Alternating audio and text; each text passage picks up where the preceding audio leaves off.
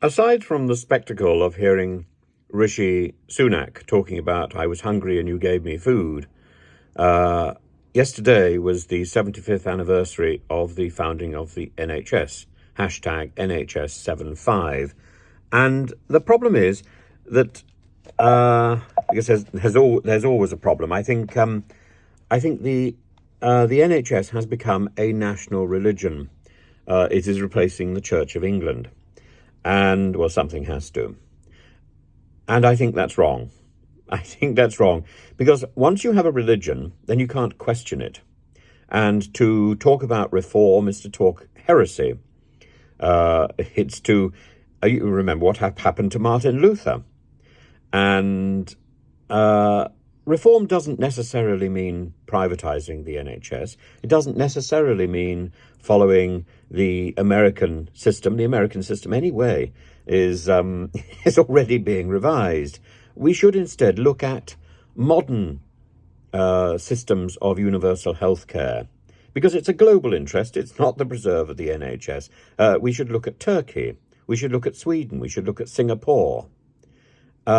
This idea, this mantra that the NHS is the envy of the world, that we should be standing on our doorstep clapping, we should be standing on our doorstep giving money to the nurses and the doctors. They might be the envy of the world, not the NHS. The NHS is a bureaucratic behemoth that can't function, where you are left for months waiting for cancer treatment, left in prayer. It is very much like a second-rate religion where you're on your knees begging God for help in the hope that at some point at the last moment he may come down and grant you a plaster. Westminster Abbey saw yesterday this service with politicians demonstrating that the NHS has become the state religion. Sir Keir Starmer, the atheist, reading from the Bible. The Prime Minister, the Prime Minister reading a piece from the New Testament, from the Bible. Steve Barclay standing to attention, all venerating at the shrine of the NHS, this thing that cannot and should not be criticised. It can and it should be criticised because it is bureaucratically chaotic, where one part of this state religion doesn't talk to another part. It's already moved into a denominational fractured version of itself. We've got many denominations in the church of the NHS. They're called trusts, not trusses, trusts. And to question any one of them is to be heretical. We invest in in our local NHS trust. What utter rubbish. Dr. David Hoyle talked of caring for one another. Well, I would talk of caring for one another. But I don't think the NHS is the way that we care for one another. Doctors, nurses care for us, not the NHS. The NHS takes money and gives it to bureaucrats to move with their pencils around their desk. He talked of high principle. High principle translated into best practice. What rubbish! There is no best practice in the NHS. The NHS is failing and needs help.